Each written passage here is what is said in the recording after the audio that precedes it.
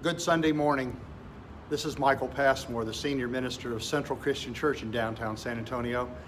I am standing in the open doorway of Central Christian Church, open as a symbol to the world that our heart and life is aware of the need to reach out and touch other people. Open right now with the hope that perhaps next weekend on the 9th of the 9th of August, Yes. we would be meeting together in worship is our biggest hope.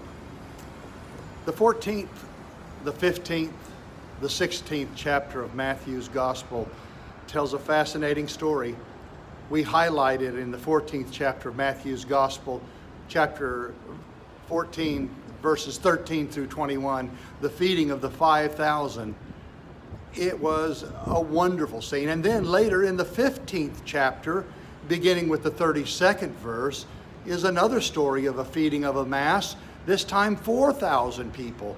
A few more loaves of bread, a few less number of baskets of leftovers.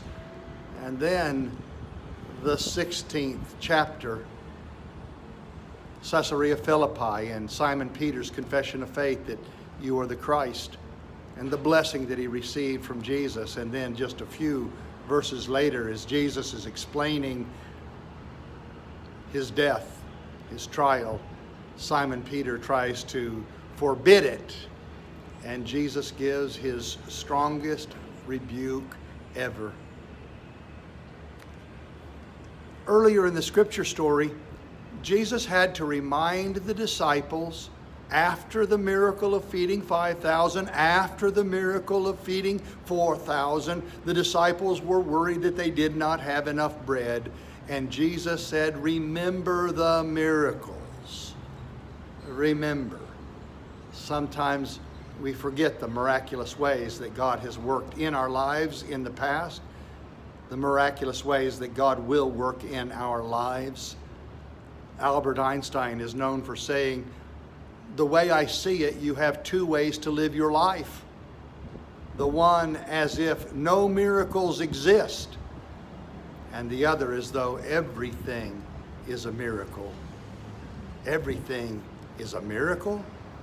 To be open to the miraculous is to be open to that impossible things can become possible. It's a stance toward life that is fundamentally hopeful, positive. One places confidence in God and is especially confident when all of the other sources have run out. What a miracle. Possibility, probability. A highly improbable or extraordinary event is a miracle. We used to debate it in theological school. What is a miracle? Does it have to go against natural explanation? Or can it be a highly improbable or extraordinary event, a development, an accomplishment that brings very welcome consequences? A miraculous win in a football game. I hope we get to see some this year. I'm often reminded about Elizabeth Barrett Browning's wonderful poem, Earth's crammed with heaven, and every common bush afire with God.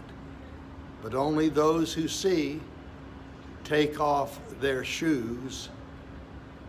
It's a miracle that we are here and alive, and a miracle of hope and possibility and faith, perhaps soon.